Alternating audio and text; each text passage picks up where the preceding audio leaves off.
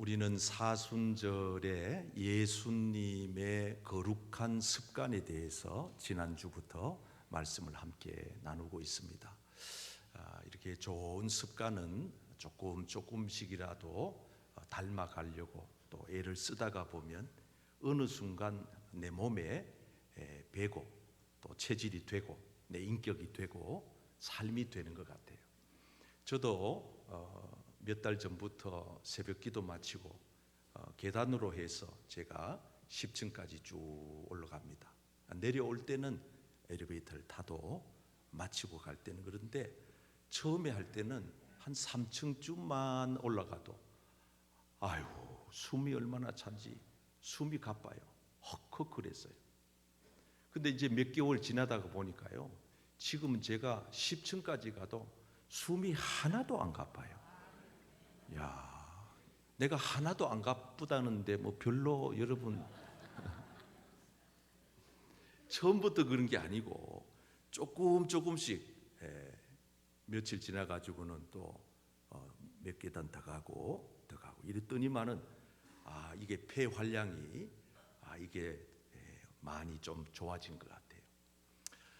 여러분, 우리 인생살이가 그렇습니다. 어느 날 하루아침에 개가 천선해가지고 사울이 바울이 되듯이 확 뒤집어지는 인생도 간혹 있습니다. 간혹. 그러나 보편적이진 않습니다.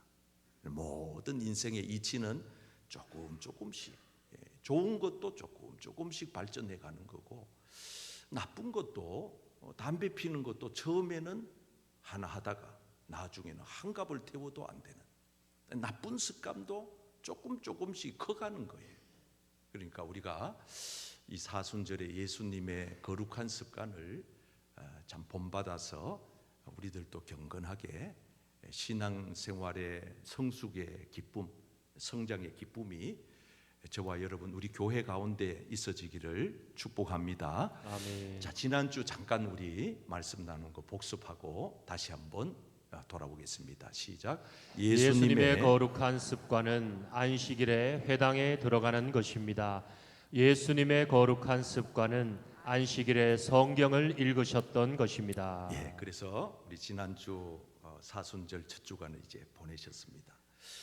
예수님을 믿는 초신자들이 처음부터 이렇게 거룩한 습관을 잘 배우면 좋겠어요. 그래서 주일날에는 무조건 교회 가서 예배 드리는 날, 초신자 때부터.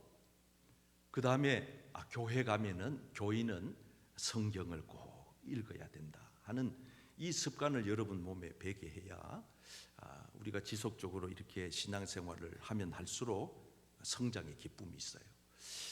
오늘은 이제 두 번째 시간으로 오늘도 두 가지 예수님의 거룩한 습관을 함께 나누면서 우리가 이번 한 주간도 실천하면서 우리 모두에게 하나님의 크신 은혜가 임하기를 축복합니다.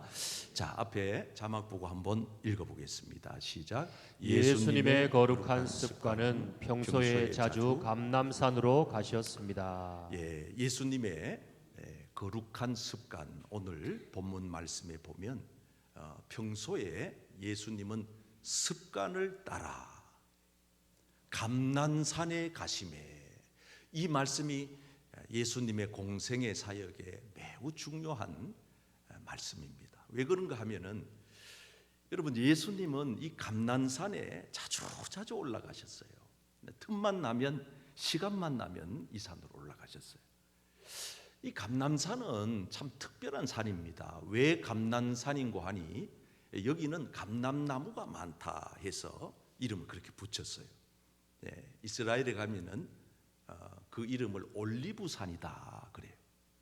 올리브 나무가 많이 있어서 거기서 이제 열매가 나오잖아요. 그럼 그걸 올리브 기름으로 만들고, 또 이스라엘 사람들은 그 식탁에 반찬에 이게 빠지지 않아요. 올리브 열매가 안 빠져요.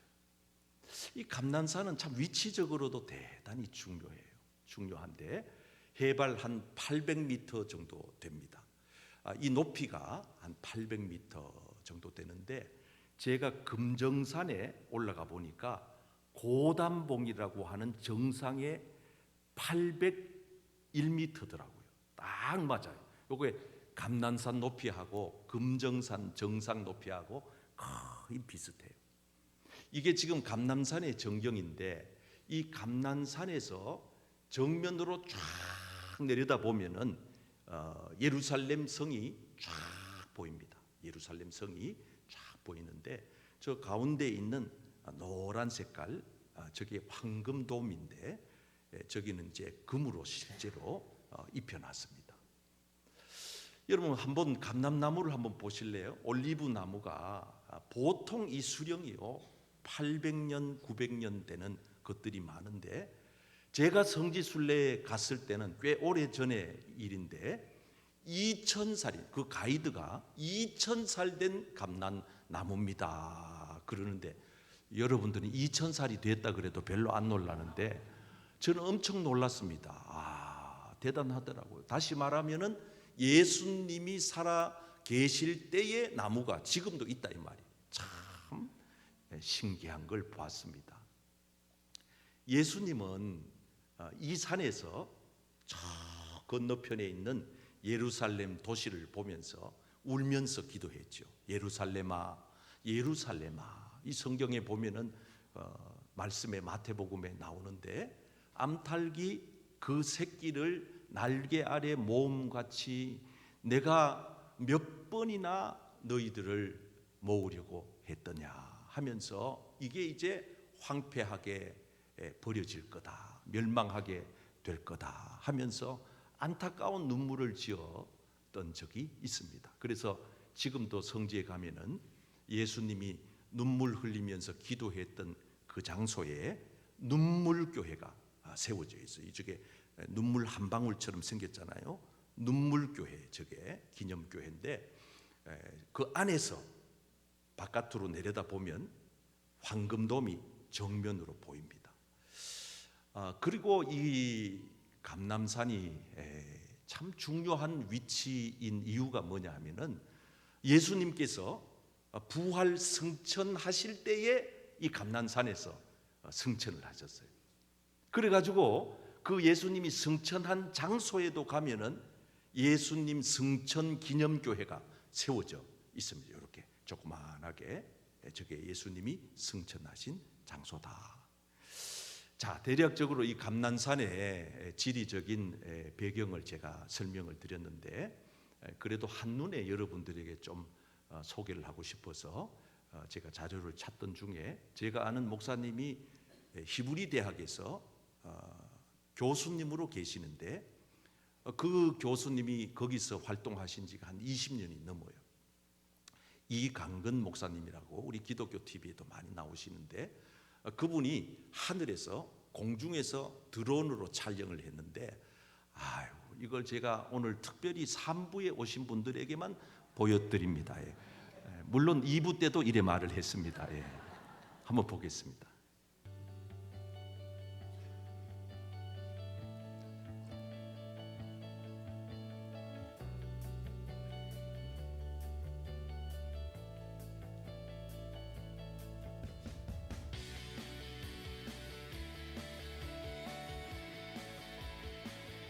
자, 지금 이렇게 카메라 렌즈가 돌아가고 있는 저 위치는 이제 감람산이고 그 감람산에 우리가 잘 아는 겟세마네 동산도 저 산 중에 한쪽 봉우리가 거기에 속합니다.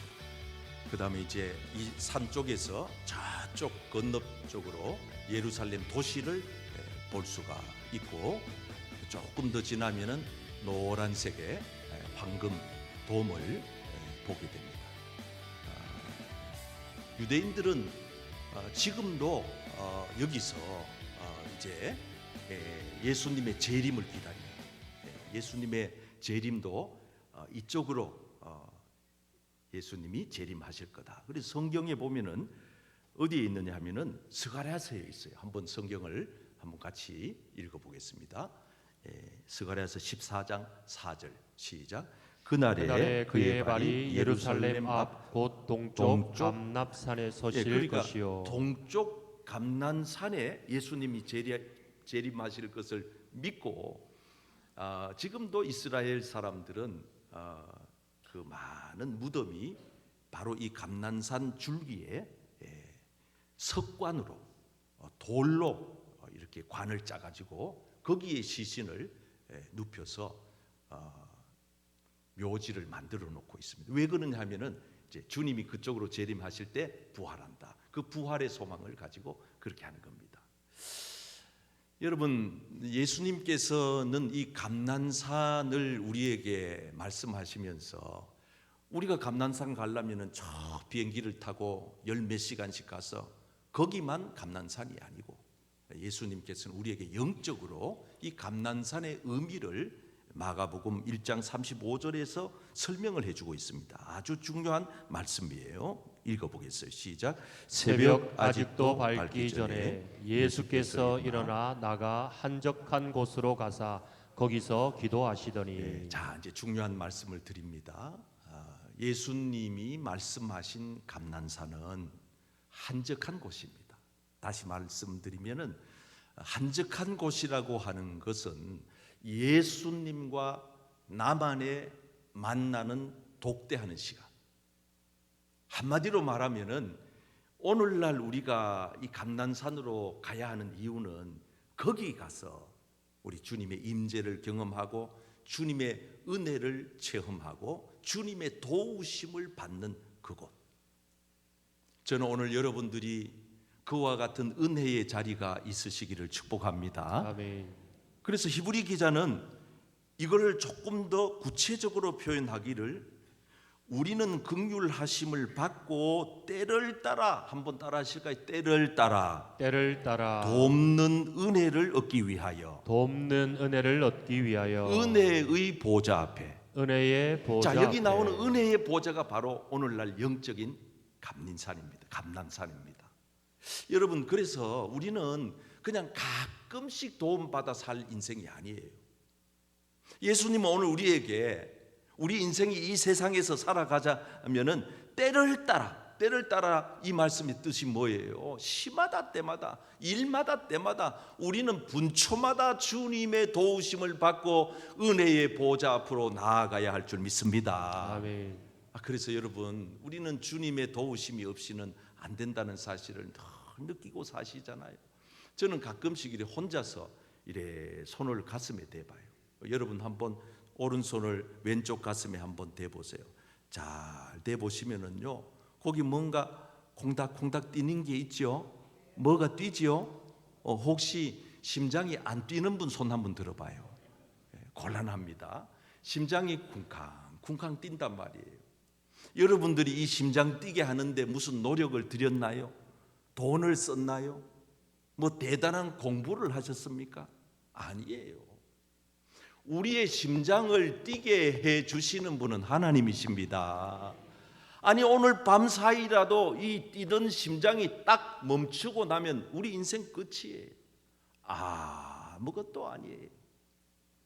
그래서 우리는 하나님 앞에 은혜의 보좌, 다시 말하면 주님의 도우심이 있는, 하나님과 만나서 하나님의 도우심을 받는, 때와 장소를 가리지 아니하고 시도 때도 없이 하나님의 도우심을 받고 이 험악한 세상을 살아가야 할 줄 믿습니다. 여러분, 한 주간도 아마 여러분들이 그렇게 살아오셨을 거예요. 보이지 않게 보이게 하나님은 여러분들의 뒤에서 때로는 여러분들을 밀어주시기도 하고 안아주시기도 하고 달래기도 하고 눈물을 닦아주시기도 하고 상처를 치료해 주시기도 하고 늘 여러분들을 품 안에 품고 사랑으로 여러분들을 여기까지 인도해 주신 줄 믿습니다. 예수님이 요단강 세례터에서 세례 요한에게 세례를 받고 일어서자 하늘에서 음성이 들려왔어요. 이는 내 사랑하는 아들이요 내가 기뻐하는 자라. 아멘. 여러분, 예수님만 그런 게 아니에요. 오늘 예수님의 보혈로 죄-씻음 받고 하나님 자녀된 구속함을 입은 하나님의 택한 백성된 저와 여러분들도 하나님께서 여러분들을 향하여 이는 내 사랑하는 아들이요 딸이요 내가 기뻐하는 자로다. 아멘. 여러분, 저는 가끔씩 운전을 하고 가다가 갑자기 그 하나님의 은혜가 물밀듯 밀려드는 거예요. 그래가지고 눈물샘이 터져가지고 주체할 수가 없어요. 가끔씩 이런 경험을 합니다. 그래가지고 갓길에다가 차를 대놔놓고는 한참 동안 마음을 추스려 가지고 다시 운전해 가곤 할 때가 있었습니다. 거기가 감난산인 거죠. 거기가 은혜의 보좌인 거죠. 그곳이 하나님이 때를 따라 시와 때를 구분하지 아니하고 도와주시는 하나님의 은혜가 임하는 장소인 줄 믿습니다. 이번 주간에는요, 저희 둘 내외가 식탁에 앉아가지고 감사 기도를 하다가 눈물샘이 터진 거예요. 그래가지고 한참 동안 울다가 우리 집사람이 물어요. 여보, 왜 울어요? 그래. 그래서 또 대답을 해줬죠. 대답하면서 더 눈물이 나더라고. 여보, 내가 오늘은 눈물샘이 왜 터진 거 하니? 하나님께서 나를 불러서 30년 동안 목사로 안수받아 지금까지 내가 목회하는 동안 하나님 마음을 얼마나 놀래키고 하나님 마음을 얼마나 졸이게 하고 얼마나 하나님 마음을 근심되게 하고 걱정을 많이 끼쳤노. 그거 생각하니까 내가 하나님 앞에 너무 죄송한 것 같아서, 하나님 그래도 날 안 버리시고 날 안 놓으시고 안 잊으시고 주님이 나를 주님의 생명사계로 싸주시고 안아주시고 붙들어 주셔서 여기까지 오게 된 것을 감사합니다. 그날 제가 누가복음 15장 묵상하면서 참 마음에 감동이 되더라고요. 그 누가복음 15장에 보면은 두 아들 둔 아버지가 그 집 나간 아들을 보면서 얼마나 마음을 졸입니까? 나는 그게 하나님 아버지가 나 김경련이를 향한 마음이신 것 같아요. 날 보면서 하나님이 얼마나 마음을 졸일까? 여러분, 우리 교회에 수많은 교인들이 있지만은요, 여러분 목회자 마음도 똑같아요. 어떤 교인을 보면은요, 물가에 내놓은 아이처럼 늘 마음을 졸여요. 왜 주일날 또 안 보이노? 어디 갔노? 고 앉아 거기서 예배를 드리던 고 집사님이 어디 갔노? 고 성도가 어디 갔노? 또 없네, 또 안 보이네, 어디 갔노? 뭐 하노? 교회 떠났나? 딴 데 갔나? 아프나? 무슨 사고 났나? 마음을 졸이는 그런 교인이 있는가 하면은요, 어떤 교인은 듬직해요. 보기만 해도 든든해요. 마음이 너무 흐뭇해요. 기뻐요. 성경에 보면 그 탕자의 아버지가 그 탕자를 생각하는 마음이 너무 졸여가지고 이 아들이 어디 가서 밥은 먹나, 잠은 제대로 자나, 씻기는 제대로 씻나, 뭘 먹고 사노, 이게 아버지의 마음이죠. 그래, 여러분 찬송가에도 보면은요, 이 아버지의 마음을 표현을 너무 잘해놓은 찬송가가 527장인데 이 527장 2절 가사에 보면은 이런 가사가 있어요. 어서 돌아오, 어서 돌아오. 우리 주는 날마다 기다리신다오. 우리 주는 날마다 기다리신다오. 밤마다 문 열어놓고, 아버지의 마음, 이게 하나님의 마음이잖아요. 밤마다 문 열어놓고, 문을 열어놓고 문 안 닫아 잠그지 마. 언제 와도 아들이 들어오게. 밤마다 문 열어놓고 마음 졸이시며. 야, 이게 하나님 마음이에요. 나간 자식 돌아오기만 밤새 기다리신다. 그러니까 99마리의 양떼가 여기에 품 안에 있어도, 울타리 안에 있어도 잃어버린 한 마리 양이 이 목자의 심정을 찌르는 거예요. 아파요. 나는 교회에 와주신 여러분들이 너무 고맙고 감사하고 사랑스럽지만은 오늘 이 자리에 나오지 않는 우리 교인들 생각하면은 또 가슴이 저미 오는 거예요. 여러분, 오늘 저와 여러분들은 때마다 일마다 주님의 도우심을 받고 살아야 할 줄 믿습니다. 우리는 하나님 도우심이 없이는 안 되는 거예요. 그래서 우리는 날마다 은혜의 보좌 앞으로 나아갈 수밖에 없어요. 그 은혜의 보좌 앞에 나가면 주님은 손 내밀어 우리를 잡아주십니다. 아멘. 주님은 오늘도 우리와 함께 동행하십니다. 아멘. 반드시 지켜주십니다. 아멘. 예수님은 오늘 우리에게 이 감난산으로 나아가라고 말씀하시는 거예요. 자, 그 다음에 보세요. 두 번째 같이 읽어봐요. 시작. 예수님의 거룩한 습관은 평소에 시험에 들지 않게 기도하셨습니다. 중요한 거는 평소에 시험에 유혹에 들지 않으려면은 기도의 습관을 차곡차곡 쌓아놓으라 그 말이 40절 46절 시작. 그곳에 이르러 그들에게 이르시되 유혹에 빠지지 않게 기도하라 하시고 이르시되 어찌하여 자느냐 시험에 들지 않게 일어나 기도하라 하시니라. 네, 여기 보세요. 유혹에 빠지지 않게 시험에 들지 않게 기도해라. 기도 안 하면은 백발백중 시험에 든다. 유혹에 빠진다. 이 뜻이에요. 여러분, 예수님은 사실 하나님의 아들이신데 뭐 기도할 이유가 뭐 있겠어요? 우리에게 이래 살라고 보여주시는 거 아니겠어요? 그래서 예수님은 공생의 사역을 펼쳐나가시기 전에 40일 동안 광야에 가서 기도를 하십니다. 여러분, 기도를 하시는 그 예수님에게까지 마귀는 와서 시험을 하는 거예요.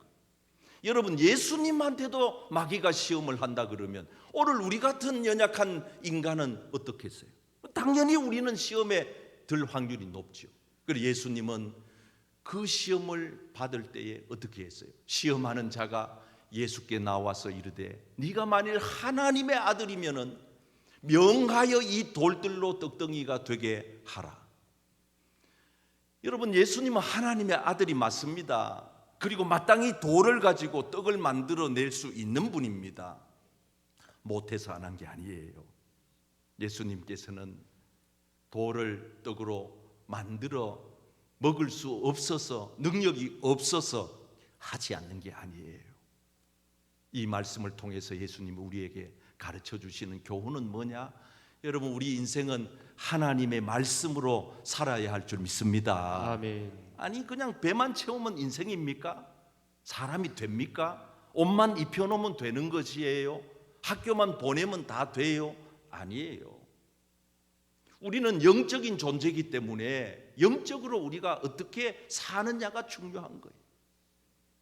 그래서 예수님은 평소에 기도의 분량을 차곡차곡 채워 놓으면 어떤 인생을 살아가다가 위기가 닥치고 어려운 환난이 닥치고 시험이 들고 유혹이 와도 그렇게 평소에 거룩한 습관이 몸에 밴 사람들은 마땅히 이겨낼 수가 있는 것입니다. 아멘.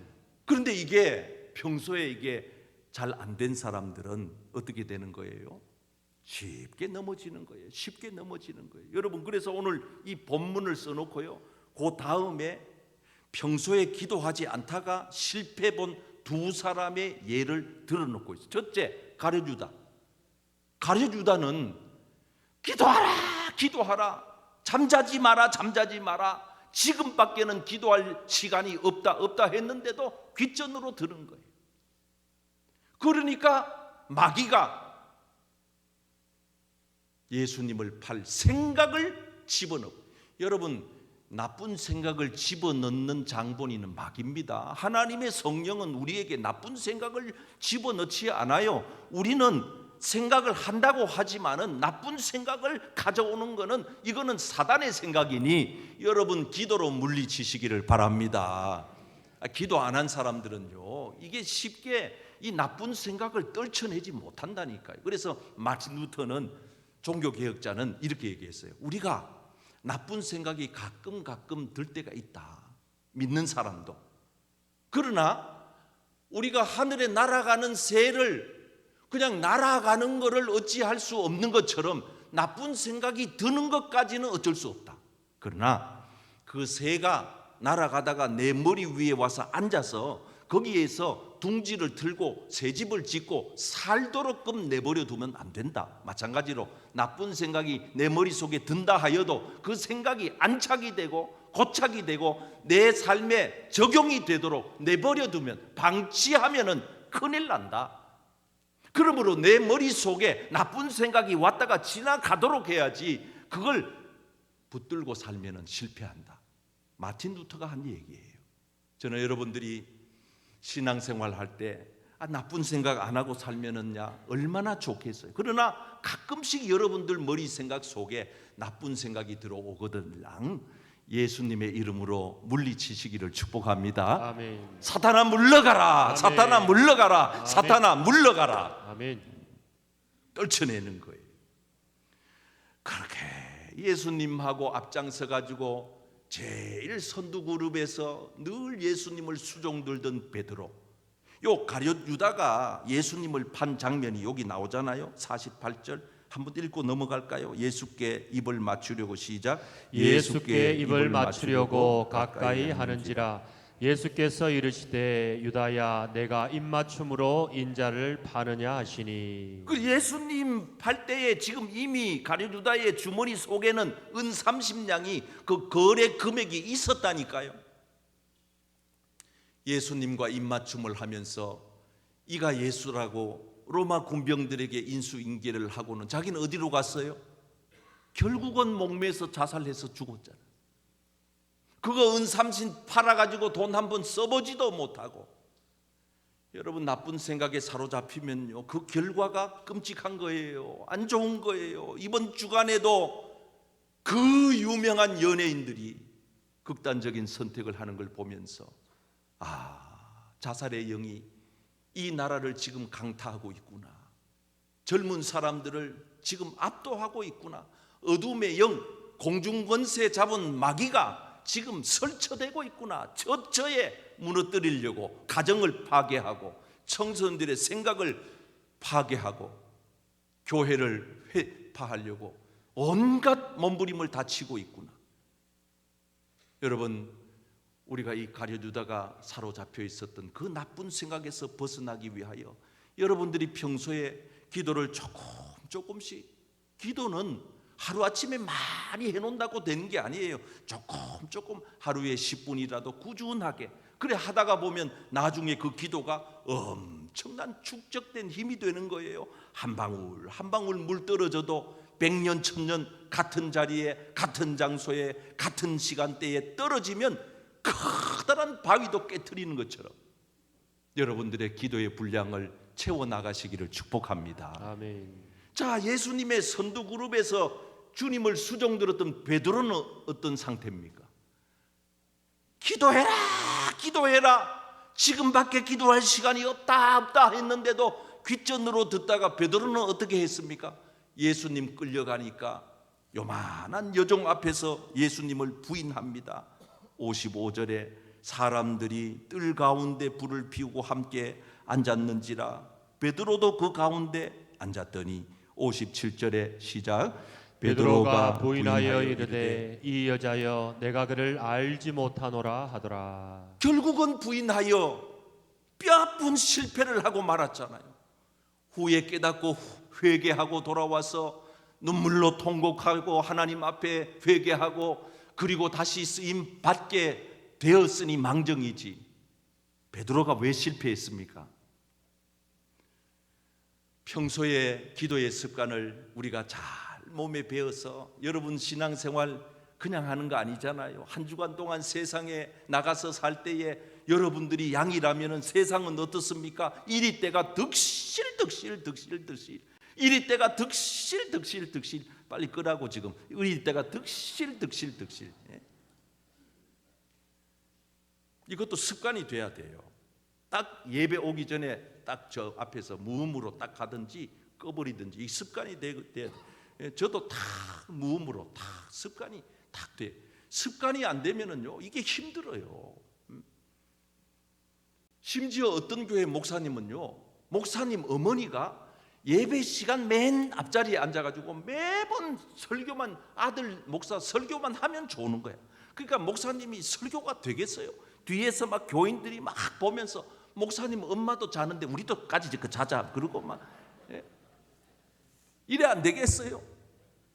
그래가지고 이 목사님이 하도 속이 상해가지고 자기 아들이 초등부 예배 마치고 요하나, 아들 이름이 요하나 네가 아빠 좀 도와줘요.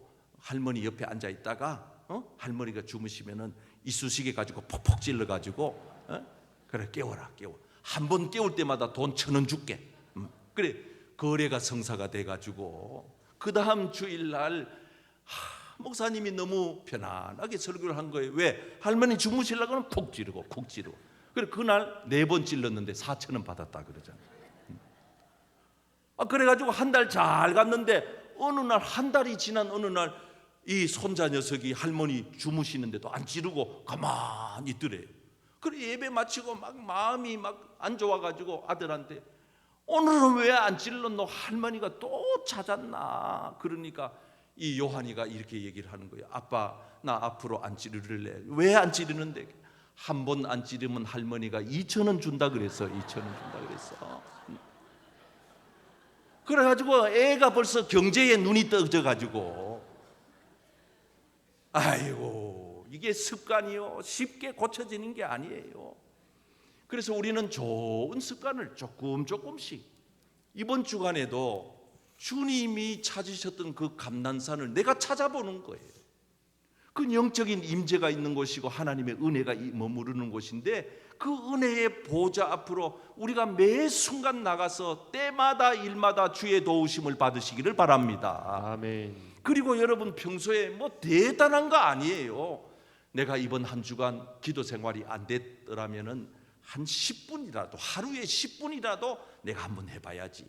그래가지고 기도 시간을 짬을 내가지고 10분 하다 보면은 그게 일주일이 쌓이면은 70분이 되고 그게 한 달이 되고 1년이 되고 하면은 이게 기도의 분량이 커져가잖아요.